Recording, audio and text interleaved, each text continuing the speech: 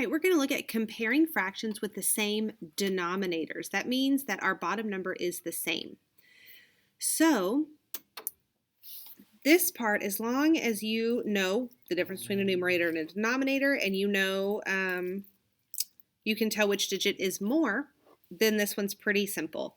So it says represent a fraction that is greater than 2/3. So more than 2/3 would be 3/3.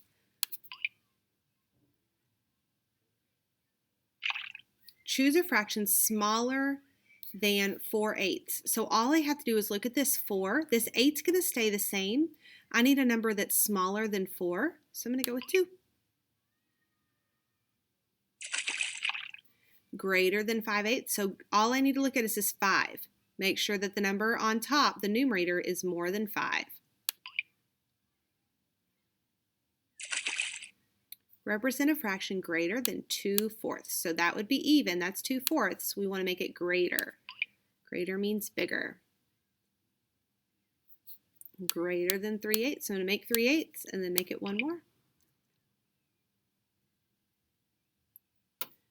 5/8. So greater than 5/8. So 1, 2, 3, 4, 5. And then we'll do one more to make it 6. So when your denominators are the same,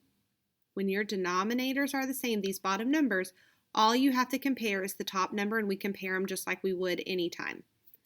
So these are equal. They're the same amount. 7/10 to 5/10. So you want to eat the bigger number. So we want to eat 7/10. All right, so again, we want to eat the bigger number, 1 or 3. So 3 is our biggest number. And if you look at them on the number line, 1/9 is further away than 3/9. So that's another way that you can look at comparing numbers when you're using a number line.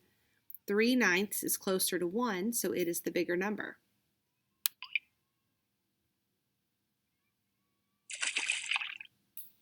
So 3 compared to 4, so 4 is more than 3, and we know that because we can look down here and see that 4 is more colored in than the 3.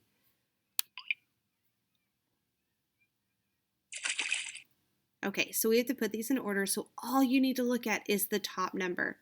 We want to eat the biggest one, which means our symbol opens up to the biggest one. So 10, 8, and then 5 is our smallest.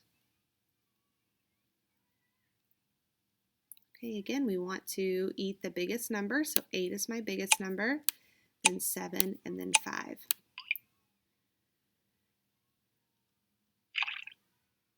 All right, so 6/8 or 7/8, so 7's bigger. Okay, so that is with the same denominators. The numbers are the same at the bottom. Let's take a look at our numerators because that is a little bit different. This one's a little bit tricky. Okay, so they both have 3's on top. That's because we're looking at things that have the same numerator, so same number on top, but a different denominator. So when we're looking at a fraction, you want the one that's closest to full. So see how this one, if you were to lay these two pictures on top of each other, this one would be more full than this one. This one's only half full.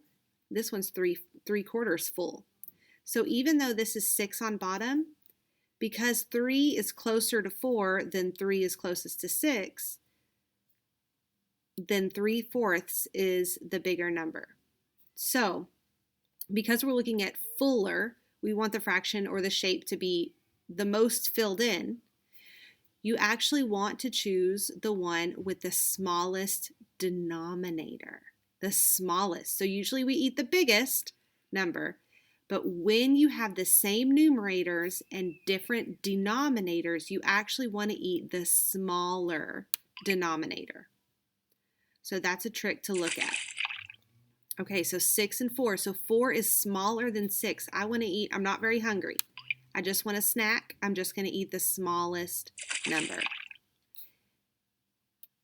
I want to eat the smallest number. And that's because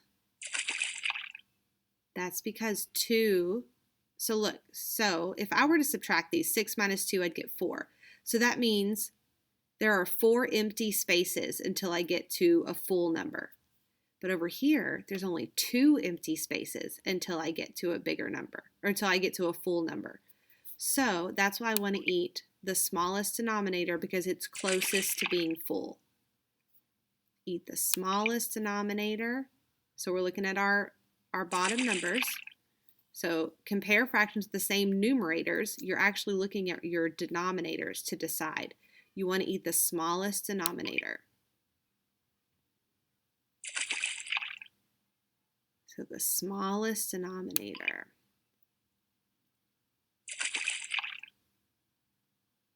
Ooh, these are equal. That one tried to trick me.